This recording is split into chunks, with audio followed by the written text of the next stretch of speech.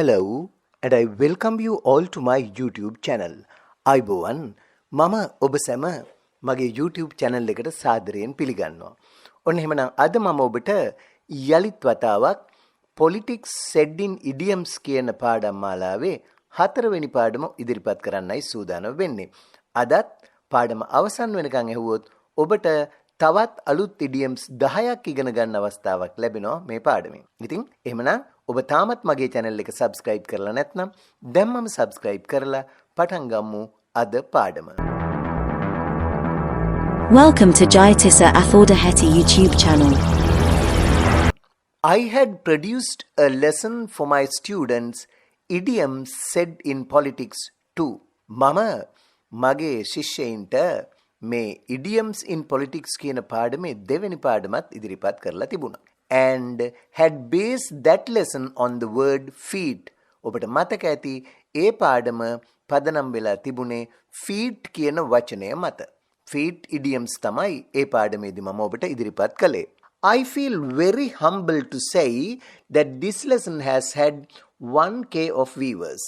ඉතින් මම මේ පාඩමට ඉතා නිහතමානීව පවසන ඔබට මේ පාඩමට 1000ක් විතර viewers-ලා මේ වෙනකොටත් බලලා තිබුණ නිසා I felt like giving you another lesson based on idioms. Lesson based on idioms I think don't attract thousands of viewers. මම හිතන්නේ මේ idioms පාඩමකට දහස් ගණනක් viewers-ලා ඒ කියලා, but only those doing higher studies in English. නමුත් උසස් අධ්‍යාපනය හදාරන අය and a few others. ඒ වගේම idioms වල වටිනාකම දන්න කීප දෙනෙක් තමයි මේ නරඹන්නේ. නමුත් 1000ක් නරඹුවා කියන්නේ ලොකු දෙයක්.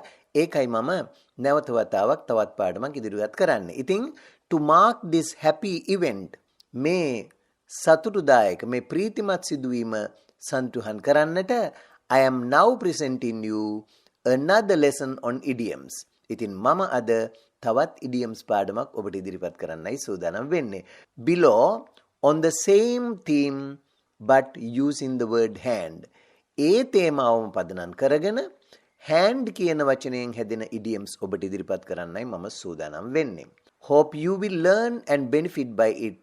මම බලාපොරොත්තු වෙන ඔබ මේ පාඩමත් ඉගෙනගෙන එය ප්‍රයෝජනයට ගනී කියලා. හොඳයි. ඉතින් එහෙමනම් අපි යමු අද පාඩමත් පටන් ගන්නට මත්තෙන් idioms 10 ඉගෙනගෙන ඉමු.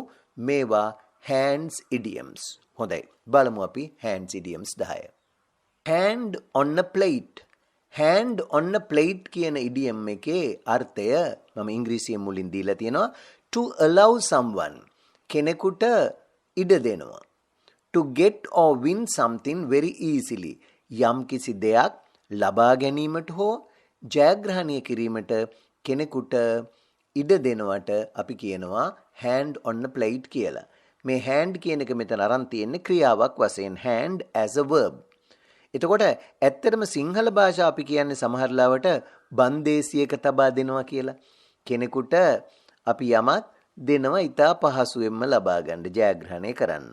අපි සිංහලයෙන්ම අහලා තියෙනවා බන්දේසියක තියලා දෙනවා කියලා. ඉතින් ඔබත් අහලා ඇති. එහෙනම් අපි මේකටත් වාක්‍යයක් ගමු. An Indian businessman has handed the contract on a plate. An Indian businessman, ඉන්දීය ව්‍යාපාරිකයෙකුට was handed, දීලා තියෙනවා the contract. contract කියන්නේ කොන්ත්‍රාත්තුව on a plate. ඉන්දීය ව්‍යාපාරිකයෙකුට කොන්ත්‍රාත්තුව බන්දේසියක තබා දුන්නේ. ඒ කියන්නේ ඉතා පහසුවෙන් මෙයාට කොන්ත්‍රාත්තුව ලබා ගන්න අපි දුන්නා කියන එක. ඒ වගේම තවත් idiom එකක් තමයි off hand කියන එක. off his කියන එක වෙනුවට ඕන එකක් දාන්න පුළුවන් අයිතියක් දක්වන වචනයක්. off his hand. no longer responsible. තව දුරටත් කෙනෙක් වගකීමක් දරන්නේ නැත්නම් අපි කියනවා off his hand, off her hand හරි ඕනම එකක්. එතකොට බලමු මේකටත් උදාහරණ වාක්‍යයක් අරගෙන. correcting exam papers is off my hands. let somebody else do it. විභාග ප්‍රශ්න පත්‍ර නිවැරදි කිරීම තව දුරටත් මගේ වගකීමක් නොවේ. වෙන කෙනෙකුට එය කරන්න ඉඩ දෙන්න. correcting exam papers is off my hands. let somebody else do it. විභාග ප්‍රශ්න පත්‍ර නිවැරදි කිරීම තව දුරටත් මගේ වගකීමක් නොවේ. වෙන කෙනෙකුට එය කරන්න ඉඩ දෙන්න. මේ ඊළඟ එක. on one hand, on the other hand. on one hand එහෙම නැත්නම් on the other hand. We use this when you comparing two different facts or two opposite ways of thinking about a situation. යම් අවස්ථාවක් ගැන වෙනස් කරුණු දෙකක් හෝ විරුද්ධ එකකට එකක් විරුද්ධ ක්‍රම දෙකක් ගැන සිතන විට එය සංසන්දනය කරන්න අපි භාවිත කරනවා on one hand or on the other hand කියලා. එක අතකට හරි එහෙම නැත්නම් අනිත් අතට කියලා කියන්නේ. බලන්නකෝ මේ උදාහරණය. On one hand I like a new job. එක අතකට මම අලුත් රැකියාවකට කැමතියි. But on the other hand I enjoy the work I'm doing now. ඒත් අනිත් අතට මම දැන් කරන රැකියාවෙනුත් සතුටු වෙනවා. On the one hand I'd like a new job, but on the other hand I enjoy the work I'm doing now. එක අතකට මම අලුත් රැකියාවකට කැමතියි වගේම ඒත් අනිත් අතට මම දැන් කරන රැකියාවෙන් සතුටු වෙනවා. ඊළඟට close at hand. Close at hand කියන්නේ close to you in time or distance. කාලයෙන් හෝ දුරින් ඔබට කිට්ටු වෙනවට අපි කියනවා close at hand කියලා. මේ බලන්නකෝ උදාහරණ වාක්‍යය. We have shops and the market closed at hand. We have shops and the market close at hand. අපිට ආසන්නයේ කඩසාප්පු තියෙනවා. ඒ කියන්නේ අපි ජීවත් වෙන හරිය ආසන්නයේ කඩසාප්පු තියෙනවා. We have shops and the market close at hand. අපිට ආසන්නයේ කඩසාප්පු තිබෙනවා. මේ ඊළඟ එක hand in glove. Hand in glove කියලා කියන්නේ closely with someone especially for a bad activity. විශේෂයෙන්ම නරක ක්‍රියාවකට කෙනෙක් සමග සමීප වෙනවට අත්වැල් බැඳ ගන්නවට අපි කියනවා hand in glove කියලා. hand in glove. මේ බලන්න උදාහරණයක්. Some criminals work hand in glove with the police. Some criminals work hand in glove with the police. ඇතැම් අපරාධකරුවන් පොලිසිය සමග අත්වැල් බැඳගෙන සිටී. ඇතැම් අපරාධකරුවන් පොලිසිය සමග අත්වැල් බැඳගෙන සිටී. Some criminals work hand in glove with the police. එහෙනම් ඔන්න ඒ ඉඩියම් එකත් මතක තියාගන්න. hand in glove. ඊළඟ එක has or have සමග a hand in something. ඒ කියන්නේ somebody getting involved actively in something. යම් කෙනෙක් යම් දෙයකට ක්‍රියාකාරීව සම්බන්ධ වෙනවට කියනවා have a hand in something කියලා. මේ බලන්නකෝ. The film was very good because the songwriter had a hand in it. අපිට පැහැදිලි නේද something වෙනුවට it ගත්තේ. The film was very good. චිත්‍රපටය ඉතා හොඳ එකක් විය. Because මන්ද the songwriter had a hand in it. ගීත රචකයා ක්‍රියාකාරීව එයට සම්බන්ධ වෙච්ච නිසා චිත්‍රපටය ඉතා හොඳ විය. The film was very good because the songwriter had a hand in it. ගීත රචකයා ක්‍රියාකාරීව එකට සම්බන්ධ වූ නිසා චිත්‍රපටය ඉතා හොඳ විය. මේ බලන්න ඊළඟ එක lend a helping hand. Give help in some way. යම් ආකාරයකින් උදව් කරනවට කියනවා lend a helping hand. lend a helping hand කියන්නේ යම් ආකාරයකින් උදව් කරනවා. Let us look at the example. I want to carry these bags of cement. Can you lend a helping hand? I want to carry these bags of cement. Can you lend a helping hand? මට මේ සිමෙන්ති කොට්ට ගෙනියන්න ඕන. ඔබට උදව්වක් දිය හැකිද? එතකොට can you lend a helping hand කියන ඔයාලට පුළුවන් ද උදව්වක් දෙන්න? පොඩ්ඩක් අත දෙන්න පුළුවන්ද? ඊළඟ එක bind එහෙම නැත්නම් ඒක අතීතයේ bound hand and foot. bind hand and foot. ඒක නිකන් බැලුවහම නම් අත්පා එකට බැඳලා දානවා වගේ. බලන්නකෝ මොකද්ද කියන්නේ කියලා. To prevent somebody from doing something by creating restrictions. To prevent somebody යම් කෙනෙක්ව වළක්වනවා from doing something යමක් කිරීමෙන් by creating restrictions. ඒ කියන්නේ තහංචි දමමින්. අර නිකන් සාමාන්‍ය අතපය බැඳලා දානවා. ඒතකොට එයාට වැඩක් කරන්න බෑනේ. කෙනෙක් යමක් කරන්න නොදී එය වළක්වනවා මොනවා හරි කරලා. ඒතකොට බලන්නකෝ මේ උදාහරණයෙන් ඔබට වඩාත් එය පැහැදිලි වෙයි. Students preferred to take calculators to the exam. Students ශිෂ්‍යයෝ preferred වඩා කැමති to take calculators to the exam. විභාගයට calculator අරන් යන්න ශිෂ්‍යයෝ කැමති. But the authorities had bound them hand to foot. ඒත් බලධාරීන් ඔවුන්ට තහංචි පනවලා තියෙනවා. But the authorities had bound them hand and foot. ඒගොල්ලන්ට ඒවට තාංචි දාලා තියෙන authorities බලධාරීන්. හරි. ඊළඟ එක බලන්න take the law into their hands. take the law into their hands. එතන කියන්නේ මොකද්ද? නීතිය අතට ගන්නවා කියන එක. to do something illegal and often violent. ඒ කියන්නේ නීති විරෝධී දෙයක්, ප්‍රචණ්ඩ දෙයක් කරනවා in order to punish someone. යමෙකුට දඬුවම් කිරීමක් වශයෙන් because you know the law will not punish that person. ඒ පුද්ගලයාට නීතියෙන් යමක් සිදු කරන්නේ නැහැ කියලා හිතෙන වෙලාවට මිනිස්සු මොකද කරන්නේ? නීතිය අතට ගන්නවා කියන්නේ. ඒක තමයි මේ idiom එකේ අදහස. මේ බලන්නකෝ උදාහරණ වාක්‍යය. The varsity students took the law into their hands and assaulted the policeman. විශ්වවිද්‍යාල සිසුන් නීතිය අතටගෙන පොලිස් නිලධාරියෙකුට පහර දුනි. The varsity students took the law into their hands and assaulted the policeman. විශ්වවිද්‍යාල සිසුන් නීතිය අතටගෙන පොලිස් නිලධාරියෙකුට පහර දුනි. එහෙනම් ඒ තවත් idiom එකක් take the law into hands කියන එක. ඊළඟ එක hand in hand. hand in hand කියනවා සමහර ලාවට අත්ැල් බැඳගෙන කියන්න. එකට යනවා, එකට එකක් ගැලපෙනවා. Two things are closely connected and one thing causes the other. මොනවා හරි දෙකක් දෙන්නෙක් එකට එකතු වෙලා එකට යනවා සම්බන්ධ වෙලා නම් අපි කියනවා hand in hand කියලා. කරුණු දෙකක් සමීපව සම්බන්ධ වෙන අතර එක් දෙයක් අනිකට හේතු වෙනවා. එකක් අනිත් එකට හේතු වෙනවා කියද්දි තමයි hand in hand කියන්නේ. ඒකට අරක සම්බන්ධයි. මේ බලන්නකෝ. Petrol shortage and children's education have now begun to go hand in hand. Petrol shortage කියන්නේ petrol හිගය and children's education ඒ වගේම ළමයින්ගේ අධ්‍යාපනය have now begun දැන් පටන් අරන් තියෙනවා to go hand in hand.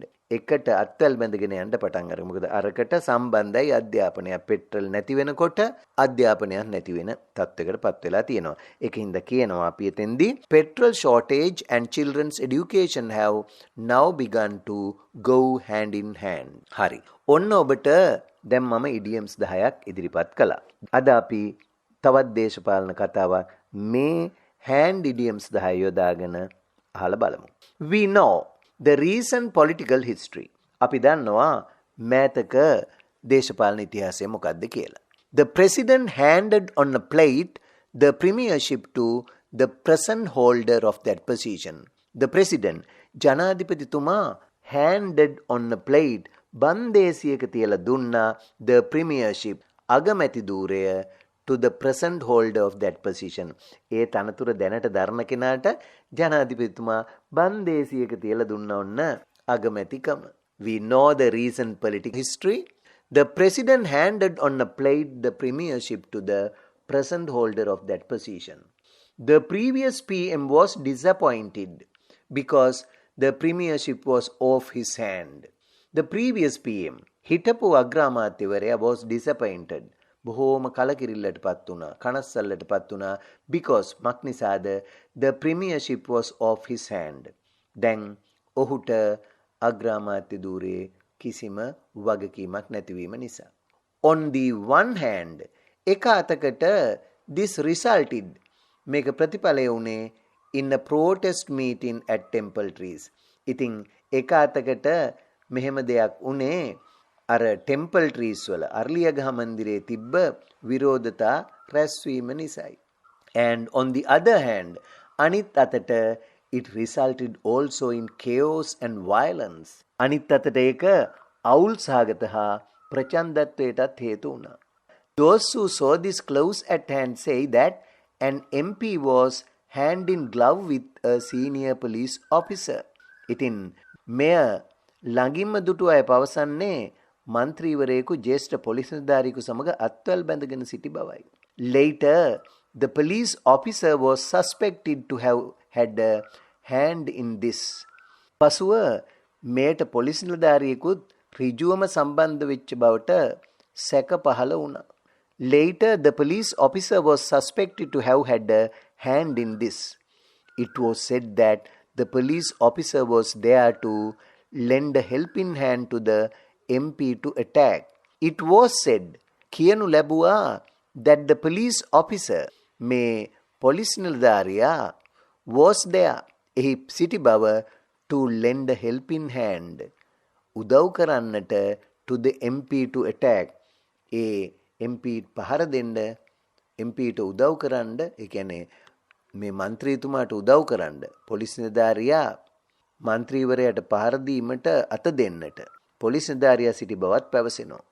The police officer later said, මේ police නිලධාරියා පසුව කිව්වේ for his defense, ඔහුගේ ආරක්ෂාව සඳහා පොලිස් නිලධාරියා පසුව මෙහෙම කියනවා, that he was bound hand and foot and had to follow instructions from higher ups.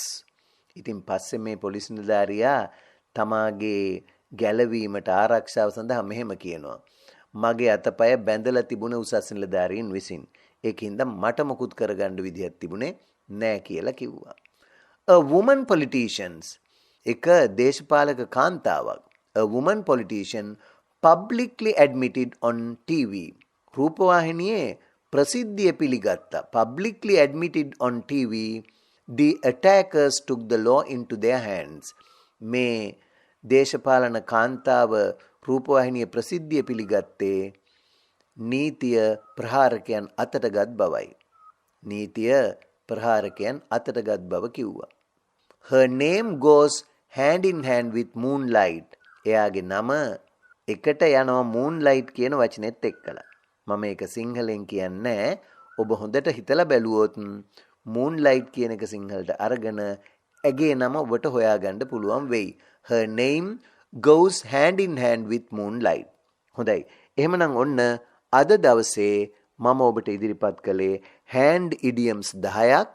ඒක සාමාන්‍යයෙන් වාක්‍යවල යෙදෙන ආකාරයත් ඒ වගේම දේශපාලනයේ යෙදෙන ආකාරයත් පිළිබඳවයි. ඉතින් අද පාඩමත් හොඳට ඉගෙන ගත්තා නම් ඔබට මේ idioms 10ත් දෛනික කතාබහේදී භාවිත කරගන්න හැකියාවක් ලැබේ. එහෙමනම් අදත් සමුගන්න මත්තෙන් මම ඔබෙන් ඉල්ලා සිටිනවා, ඔබ තාමත් මගේ channel එක subscribe කරලා නැත්නම් දැම්මම subscribe කරන්න, like එකකුත් දාන්න, ඒ වගේම මේ වීඩියෝ ඉංග්‍රීසි ඉගෙන ගන්න කැමති අය සමග share කරගන්න. ඒ වගේම මේ පාඩම් පිළිබඳව ඔබේ අදහස්, උදහස්, යෝජනා, ඒ වගේම චෝදනා වුණත් තිබෙනවා නම් පහළ කමෙන්ට්ස් වල දාන්නත් අමතක කරන්න එපා. එහෙනම් අදට සමුගන්නවා. ආයෙත් තවත් දවසක තවත් ඔබට අත්‍යවශ්‍යම idioms කීපයක් අරගෙන ඔබ හමුට එන බලාපොරොත්තු වෙන්න. Goodbye and good luck.